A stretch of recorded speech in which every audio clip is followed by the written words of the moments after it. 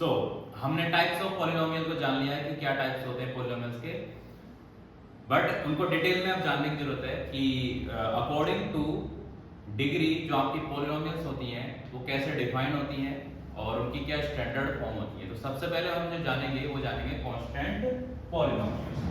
Constant polynomial, a polynomial which has degree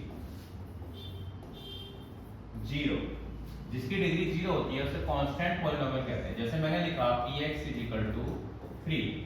अब यहां पर देखो इसकी डिग्री कितनी है, 0 है। अब डिग्री क्यों 0 है आपको पता ही लग रहा होगा कैसे सर ने कह दिया कि डिग्री 0 होगी।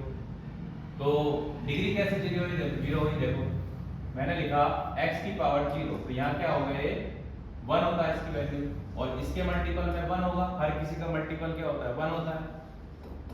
अब 3 इंटू इस 1 को क्या मैं लिख सकता हूँ, x की पावर 0, x की पावर 0, तो इसकी डिग्री कितनी होगी, 0 होगी। तो ये क्या होगी आपकी कांस्टेंट पॉलिनोमियल होगी। और इसकी स्टैंडर्ड फॉर्म देखना चाहें हम, स्टैंडर्ड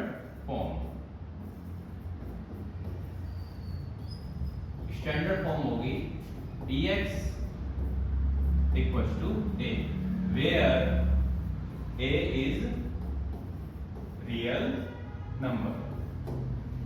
अब उसके बाद देखेंगे हम linear polynomial. Linear polynomial, linear polynomial, तो लीनियर पॉलिनोमियल क्या हो जाएगी आपकी, a polynomial which has degree 1, जिसकी डिग्री 1 होगी उसे हम क्या बोलेंगे, लीनियर पॉलिनोमियल बोलेंगे। और कैसे लिख सकते हैं हम इसको, px = 2x + 3। या आप एग्जांपल में ऐसे भी लिख सकते हो, px = 3/2x। अब यहां पर देखो इसकी डिग्री कितनी बननी है, 1 बननी है, क्योंकि हाईएस्ट पावर क्या है x की, वो 1 है। और इसकी स्टैंडर्ड फॉर्म की बात करें, तो स्टैंडर्ड फॉर्म क्या बनती है, px = ax + b, where a ≠ 0। ये 0 नहीं होना चाहिए a, अगर ये 0 हो गया तो फिर पॉलिनोमियल कांस्टेंट हो जाएगी वापस से। और साथ में a एंड b क्या होंगे आपके, are real numbers, real numbers. अगर आपको रियल नंबर्स के बारे में पता नहीं है तो आप मेरी प्रीवियस वीडियो देख सकते हैं, मैंने आपको रियल नंबर के बारे में बहुत डिटेल में बात करी है कि what are the real numbers. Next चलते हैं हम अपना क्वाड्रेटिक पॉलिनोमियल। ये बहुत इंपॉर्टेंट है आपके लिए, क्वाड्रेटिक पॉलिनोमियल। तो क्वाड्रेटिक पॉलिनोमियल क्या होगी, a polynomial which has degree 2, जिसकी डिग्री क्या होगी, 2 होगी। जैसे पहले पॉलिनोमियल लिखा px = 3x² 5x - 2, तो यहां पर आप डिग्री देख रहे होगे, हाईएस्ट पावर क्या है x की, 2 है, तो डिग्री कितनी होगी, 2 होगी। और इसकी स्टैंडर्ड फॉर्म की बात करें हम, तो स्टैंडर्ड फॉर्म क्या बनेगी, px = ax² bx + c, where a ≠ 0, a 0 नहीं होना चाहिए आपका, अदरवाइज ये आपकी क्वाड्रेटिक पॉलिनोमियल नहीं रहेगी। b और c आपके 0 हो सकते हैं, उससे कोई परेशानी नहीं है। और where a b and c also are real numbers, real numbers। I hope you are getting my points कि what are the polynomials। Now cubic polynomial की बात करते हैं, क्यूबिक पॉलिनोमियल।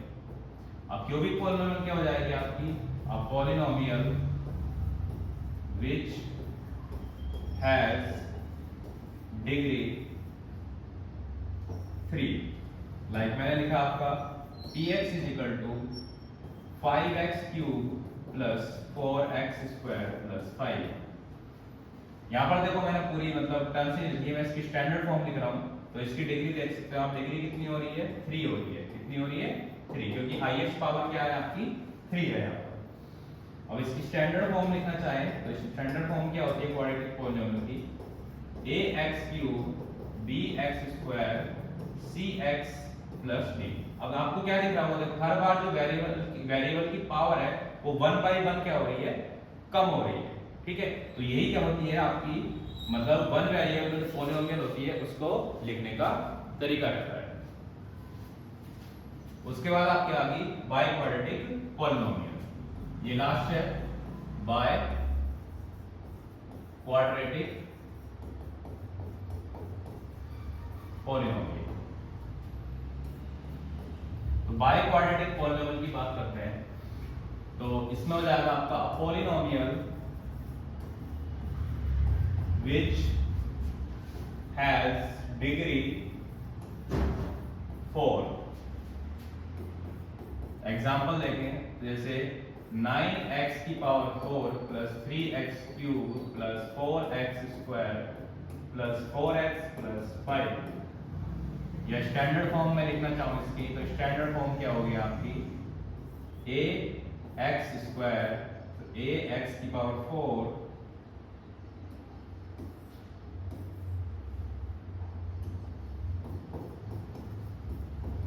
ax की power 4 plus bx³ plus cx² plus dx plus d। और वही आपका कि where a not equal to 0, a 0 के इक्वल नहीं होना चाहिए। आई होप मैंने ये जो सारी जो डिस्कस करी है आपकी constant polynomial, linear polynomial, quadratic polynomial, cubic polynomial और बाई क्वाड्रेटिक पॉलिनोमियल, अगर आपको नहीं आया समझ तो एक बार फिर से आप बैक जाके फिर से आप देखेंगे तो इजीली आपको थोड़ा सा और अच्छे से समझ आएगा। मैथ्स में क्या होता है, आपको नीड होती है प्रैक्टिस की, और जितनी प्रैक्टिस करोगे उतना आप बढ़िया कर पाओगे और समझ भी पाओगे। Practice makes perfect. नाउ अब उस पॉलिनोमियल में क्या होता है, जीरोस आ जाते हैं। क्या जाते हैं, जीरोस, जो आपका 10th में स्टार्ट होता है। तो जीरोस 9th में भी है जीरोस, बट यहां पर भी हम जीरोस की बात करेंगे। अब देखो किसी भी जो कोई भी नंबर्स होते हैं उनके क्या होते हैं, फैक्टर्स होते हैं, प्राइम फैक्टर्स होते हैं। ऐसे ही आपके अलजेब्रा के इन पॉलिनोमियल्स के क्या होते हैं, फैक्टर होते हैं। क्या होते हैं, फैक्टर। जैसे मैंने क्वाड्रेटिक पॉलिनोमियल लिखी 2x² प्लस 3x प्लस 5। तो इसमें क्या आया, ये आपकी एक तो क्वाड्रेटिक पॉलिनोमियल है, देखते ही आप समझ जाएंगे कि ये क्या है, आपकी क्वाड्रेटिक पॉलिनोमियल है। क्लियर है। अब क्वाड्रेटिक पॉलिनोमियल है तो यहां पर क्या होगा आपका कि इसके जो फैक्टर्स होंगे या इसके जो जीरोस होंगे वो कितने होंगे, 2 होंगे, 2 जीरोस होंगे। अब क्वाड्रेटिक पॉलिनोमियल जिसकी डिग्री है 2, उसके जीरोस कितने होंगे, 2। अगर आपकी पॉलिनोमियल क्या है, क्यूबिक है और उसकी डिग्री 3 है तो उसके भी आपके क्या होंगे, 3 जीरोस होंगे। अगर आपकी पॉलिनोमियल बाई क्वाड्रेटिक है, उसकी डिग्री 4 है तो उसके जीरोस कितने होंगे, 4 होंगे। आई होप ये बात क्लियर होगी। जैसे मैं हम बात करते हैं फिर से क्वाड्रेटिक पॉलिनोमियल की, जैसे ax² bx प्लस c है। तो मैंने इसके क्या करे, फैक्टर्स करे और फैक्टर मान लो क्या आ गया आपके x प्लस a और x प्लस b आ गया। लेट अस सपोज दैट कि ये इसके क्या है, फैक्टर्स हैं। अब मुझे इसके जीरोस लिखने हैं तो जीरोस लिखने के लिए मैं क्या करता हूं कि if x plus a is equal to क्या रख दिया मैंने, 0। मैं जीरोस फाइंड कर रहे हैं तो मैंने क्या करा, इसको 0 के इक्वल रख दिया और x इज इक्वल टू ये उधर ट्रांसपोज हुआ तो ये माइनस का a आ गया। ऐसे अगर मैं इसको रखता हूं कि if x plus b equal to 0 x is equal to minus b हो गया है तो ये इसका दूसरा जीरोस हो गया। तो ऐसे ही हम इसमें क्वाड्रेटिक जो पॉलिनोमियल होती है, इस क्वाड्रेटिक पॉलिनोमियल की बात करेंगे। तो क्वाड्रेटिक पॉलिनोमियल की जीरोस को हम लेट कर लेते हैं कि कौन कौन से जीरोस हैं। तो ये ना लिख के आप ये लिखना कि the zeros of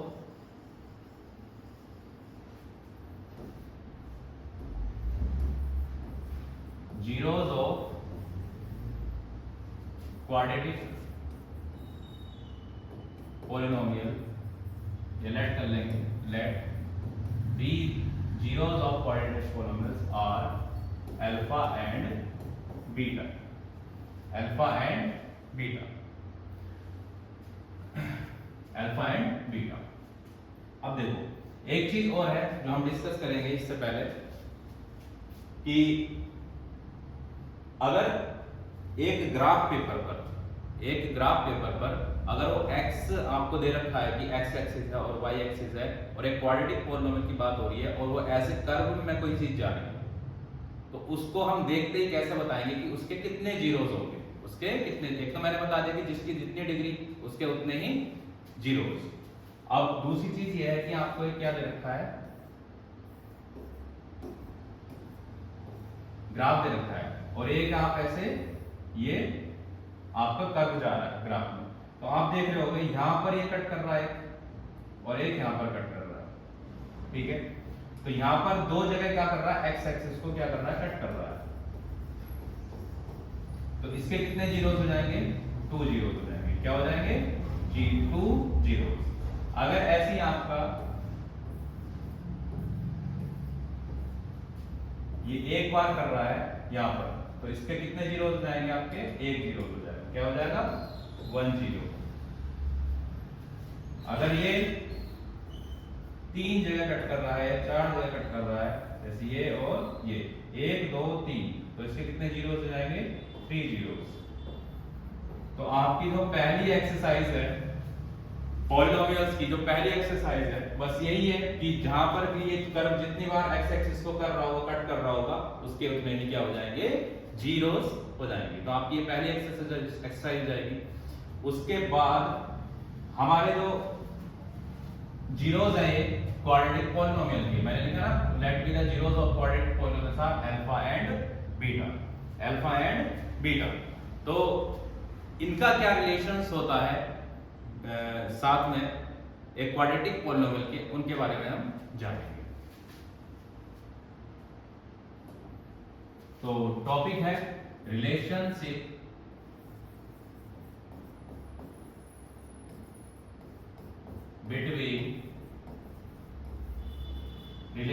between zeros of polynomial, zeros of polynomial,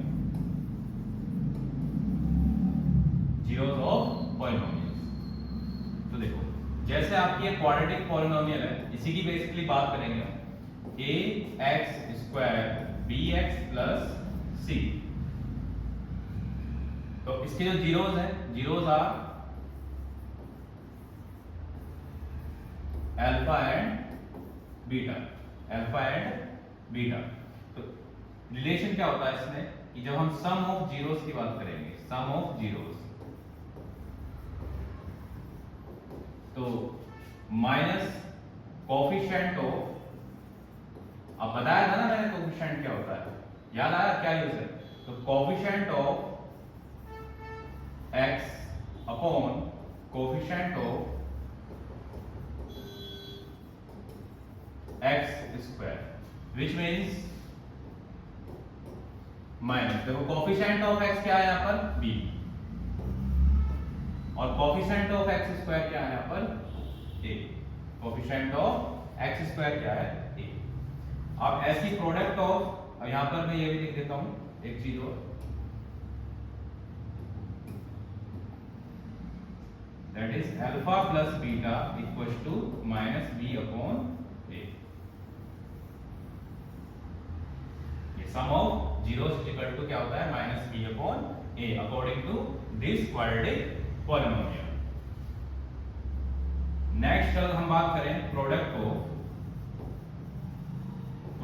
of zeros, तो इसमें क्या हो जाता है आपका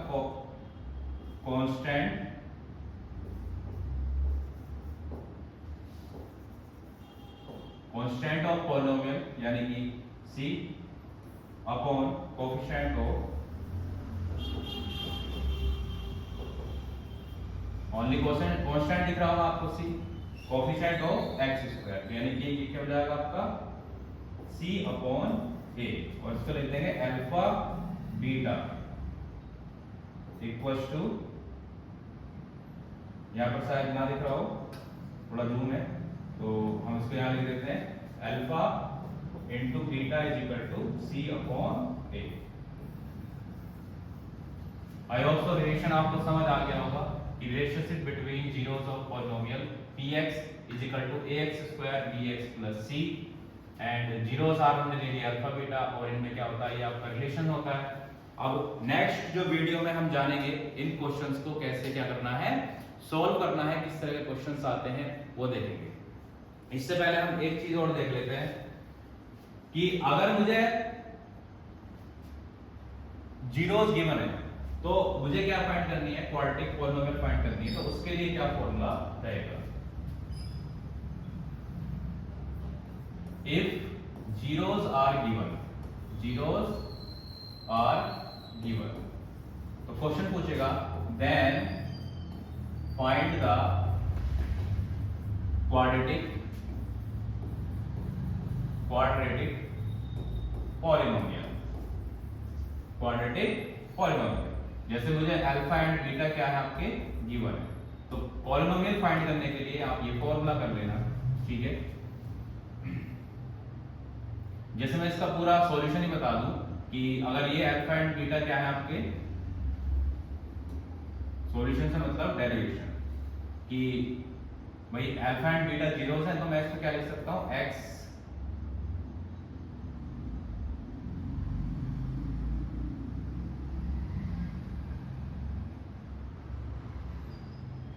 x minus alpha and x minus beta, ठीक है।